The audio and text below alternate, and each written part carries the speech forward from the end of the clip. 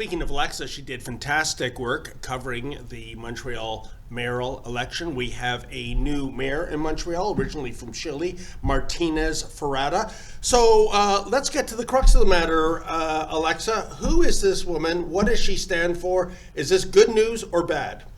But first of all, she is a former Trudeau cabinet. She had been, she was the MP in Hochelaga. She also been a minister. The thing is, she has been the MP for Hochelaga, and during the time she was the MP for this riding, Hochelaga went down. Homelessness just increased, safety in the street went really bad, garbages everywhere, dirty, unsafe area, and now she is the new mayor. And I find that pretty funny when we hear the mainstream media saying, oh, we might have a center-right mayor. What is center-right about her? Nothing. First of all, she okay, the only thing that I would say that at the beginning I was like, okay, great, something great. She was talking about the cycle lane, that we might have to do something about it because there is some of the cycle lane that are blocking streets, traffic, ambulance. It's just not doing well. And then during the debate, she say, oh, but we will not remove cycle lane. We will just make sure that everything is in harmony with the rest of the place. I'm just like, okay, you changed your mind already. So it's not looking that well. Also, I want to play a clip of Soraya Martinez and Luc Rabouin. Luc Rabouin is actually the one following the track of Valérie Plante, it's the same party, talking about the street prayer. And I want you to see how she reacted about it. De réflexion sur la laïcité qui a publié son rapport, et on veut laisser aux villes le soin de légiférer les prières publiques. Doit-on légiférer, oui ou non, les prières publiques à Montréal, M. Rabouin? Écoutez, moi, j'entends beaucoup plus parler de gens qui dorment dans la rue que de gens qui prient dans la rue. C'est vraiment pas ma priorité. OK. Donc, Soraya Martinez Ferrada, doit-on encadrer ça? Écoutez, on est dans une ville du vivre ensemble. On peut aller dans les espaces publics, ils nous appartiennent à tous. On doit bien les partager. Okay. Et je pense que faut respecter la Charte des libertés de tout le monde. Donc c'est non. Là, vous entendez là-dessus, les deux, vous avez la même vision là-dessus.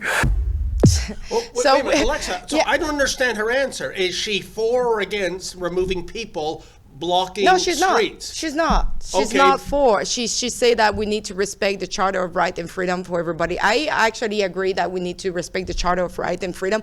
But when it comes to blocking streets, harassing, intimidation of people, just being in the same park or around those street prayers, when we are seeing like hateful slogan and chant, when we are seeing what is happening, this is not being a peaceful protest.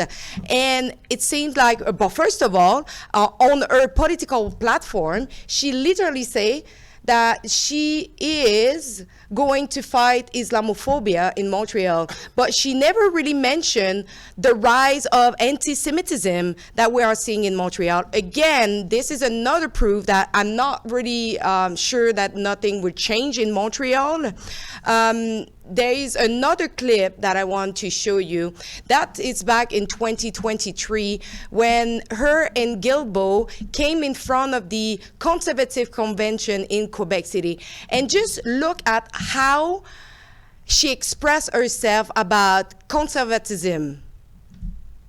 Ce qui est inquiétant actuellement, et on le voit partout dans le monde, c'est la montée de l'extrême droite et la radicalisation du Parti conservateur, et avec un chef à la tête qui en fait lui-même cette importation de cette politique américaine ici au Canada. Puis actuellement, ce qui est inquiétant, c'est de voir que dans le Congrès conservateur aujourd'hui, on voit par exemple, la coalition pro-vie, on voit le lobby des armes à feu, on voit des groupes qui ne croient pas dans les changements climatiques. Et c'est un danger pour les acquis des Québécois. How do you react to that? Do you believe that this is center-right? No, well, and I want to get to Sheila Gunn Reid, but I think maybe Quebec is so into the wacky far left that, believe it or not, that is a center-right viewpoint, especially when you have members of Antifa running for office. But, Sheila, let's comment on that first clip. This is a part of an odious trend that is spreading in Canada, this idea that you have a constitutional right to pray. That's what the City of Toronto says. That's what the police chief says. You do. You do. You do not have a right to block streets, create an unsafe situation. When I got back to the City of Toronto media relations person on that, the only response I received is, we stand by our original statement. So really, is this what she's complaining about when she refers to Islamophobia? You don't want people, blocking a major thoroughfare if there's an ambulance trying to get to hospital. Yeah. This is stuff that could easily be addressed with having the police enforce the existing traffic bylaws. You don't need to infringe on everybody's constitutional rights. Like you, I believe that people have a right to public prayer, but having a cadre of people blocking the streets in prayer in front of the cathedral seems like something that you already have the existing laws to deal with. My concern is that we have now another Liberal cabinet minister in charge of Montreal. Remember Denis Coderre? He was mayor there, I think, until 2017. He was a Liberal cabinet minister. And then you had Valérie Plante for 8 years, and now we've got this new one. And all three of them are radical environmentalists. Like Denis Coderre was anti-pipeline. Valérie Plante was even worse. And this one is just as bad, because when she was the Minister of Tourism, for some reason, she was going around announcing grants for environmental transition for Quebec businesses. You think that she is going to be the voice of yes for a west to east pipeline? Absolutely not. If it has to go through Montreal, she's going to say no. Alexa, you would get some real winners. Sheila just gave a nice shopping list. I'm old enough to remember Jean Drapeau, the mayor of Montreal. His famous quote of all was that the Olympics could no easier run a deficit than a man could give birth to a baby. And there's a fantastic Duncan McPherson cartoon, the Toronto Star. It's Mayor Drapeau in the 100-meter dash with a baby carriage with triples in it, and he is 9 months pregnant. So that's how that. But what is it about municipal politics in Montreal where I would call them not ready for prime time players seem to excel, seem to get elected all the time? So they get elected and they are not doing what the mayor should do. That means take care of the garbage, make sure the roads are okay, and the streets are safe. Now what we are seeing, streets are dirty, smell bad, criminality is in rise. The street look like if I'm actually driving in Gaza, as bad it is. There is empty construction site everywhere around the city. Actually, they say that there is more than 1,700 construction site that has nobody working on it in Montreal. That is outrageous. That costs a lot taxpayer just to have that sitting over there. And we have cycle lane just growing everywhere. They are removing parking lots everywhere.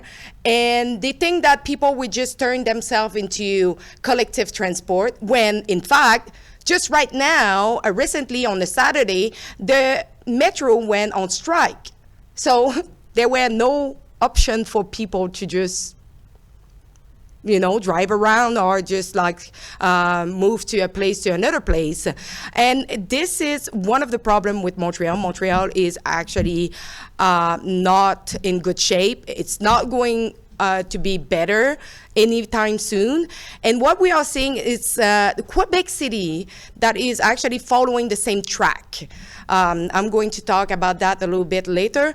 But just as an example, I recently released a story of one of the candidates of Transition Montréal.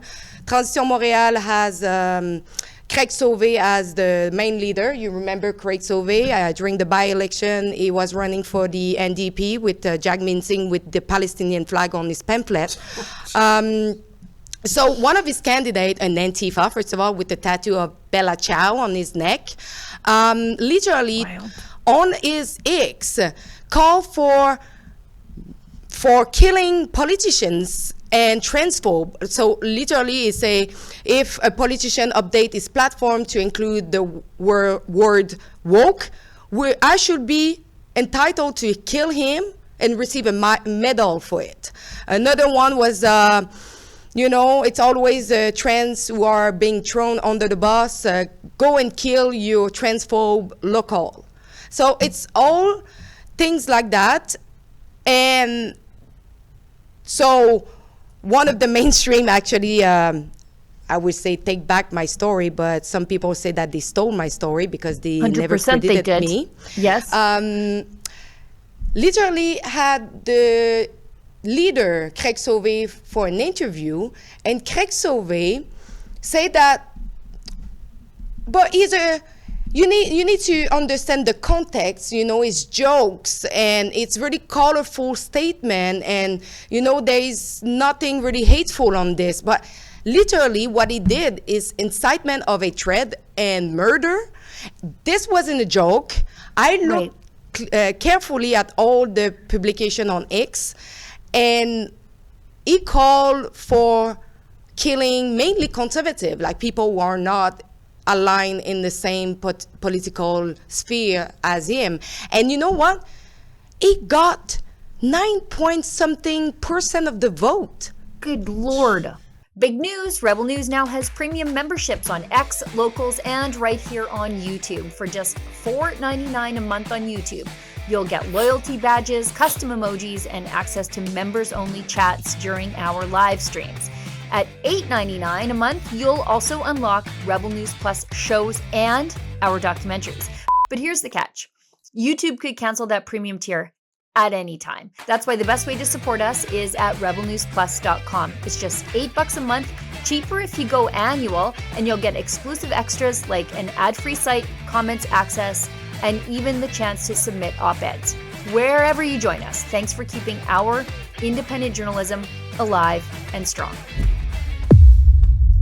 Incredible. That's not fringe. That's better than the NDP in some ridings federally, and it's for sure better than the Liberals get in some Alberta ridings. Like that, and especially odious to say those things after the assassination of Charlie Kirk.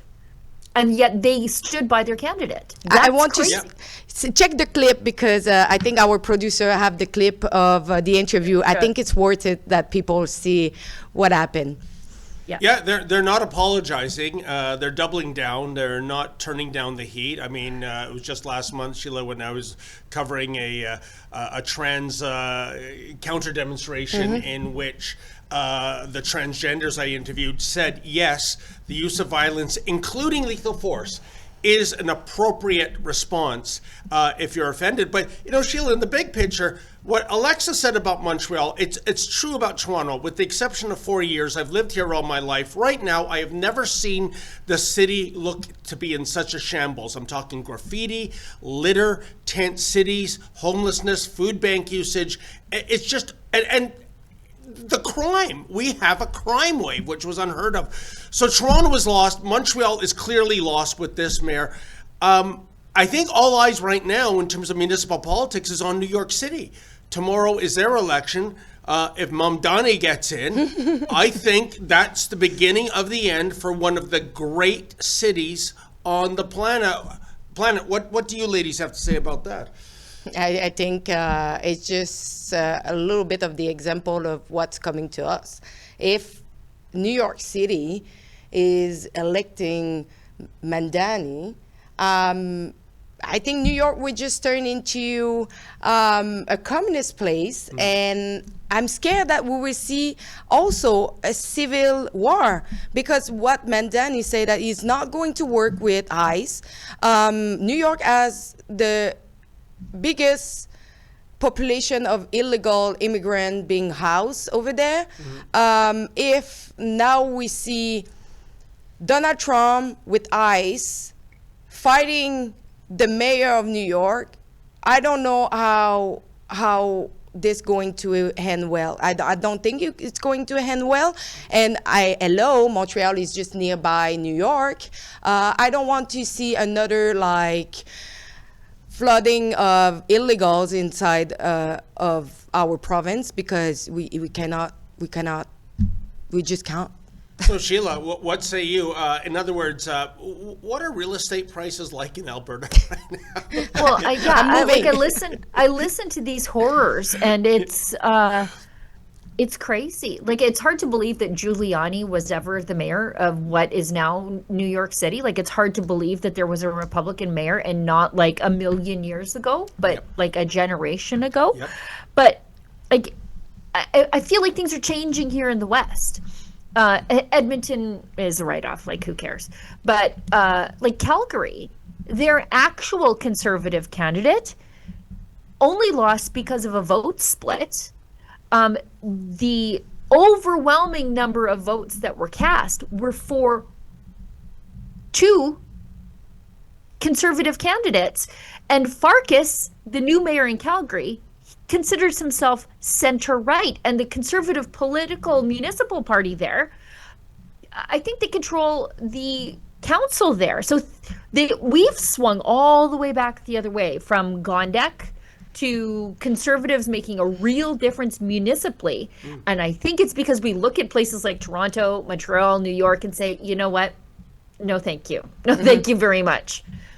Well, in the big picture, we have to ask ourselves, I mean, I really believe, maybe this is an exaggeration, but I think we are one more federal election away from saying this country is done, put a fork in it, meaning that if the Liberals under Carney get reelected, and who knows what's going to happen tomorrow with Budget Day, in the aftermath if that triggers an election, I would argue whoever the Conservative Prime Minister is who takes over, you've got generations of fixing to be done. I don't even know where you begin.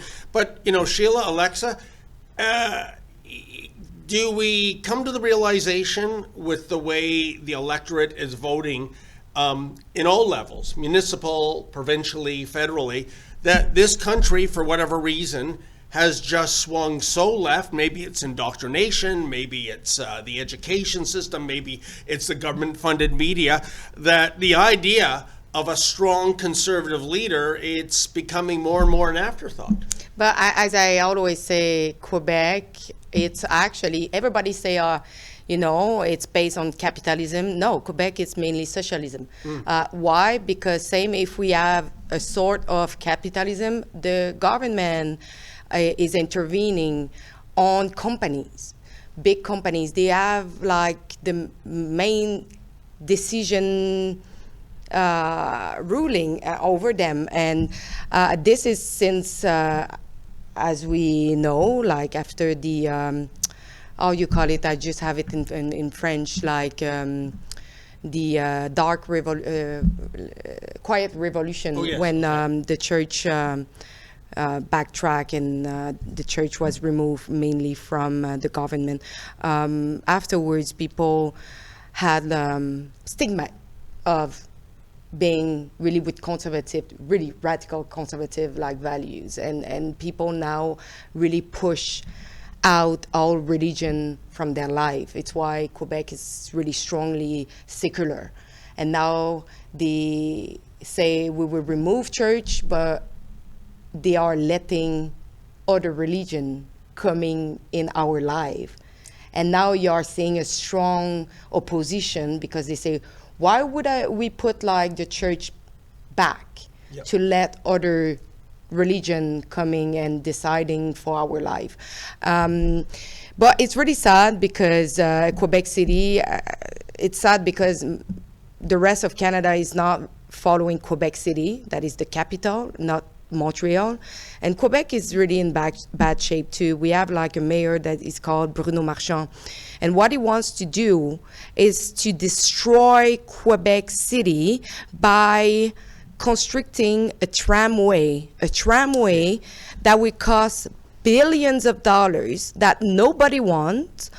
Literally, the polls and the survey are showing that Quebecers don't want it, but he is doing it anyway. And now we will have billions of dollars as burden to pay with more taxes. And they recently just increased taxes. And even the mayor of Quebec wanted to put the tax on the gas. And the CAQ, the François Legault, had to say, no, you're not going to add like another tax on gas. Like, you can't do that. That's almost a Christmas miracle. Yeah, for exactly. Being a fiscal conservative. But it's what they do. It's just they are increasing the taxes. They know that the problem with traffic is mainly because, first of all, you block all the road with cycle lane. You know that we have 2 bridges. By the way, we have 2 bridges near one to each other.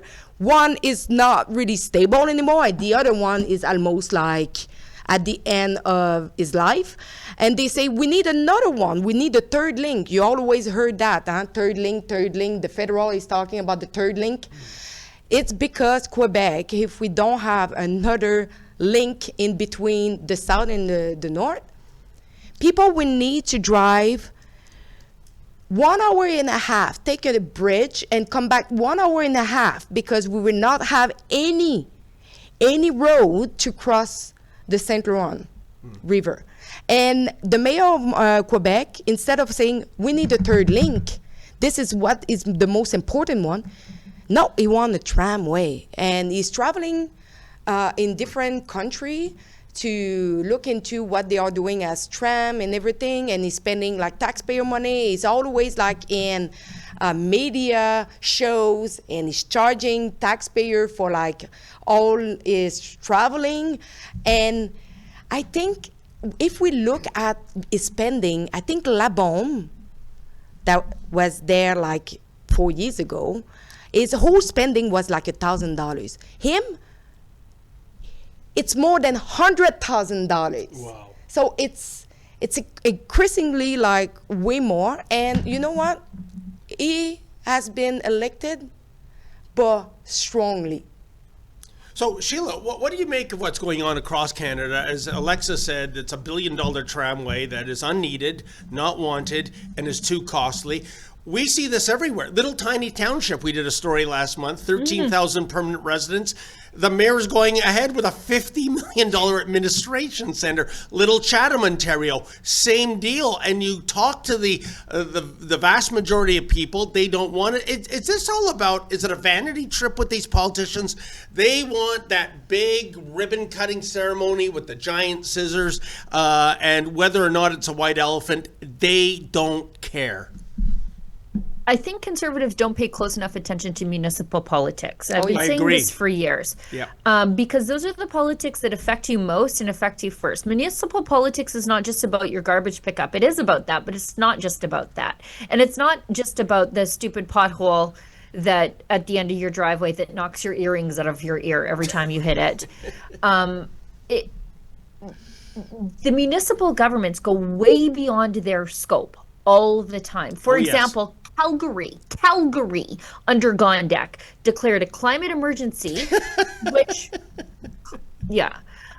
then paved the way for a $90 billion climate plan in Calgary. Okay?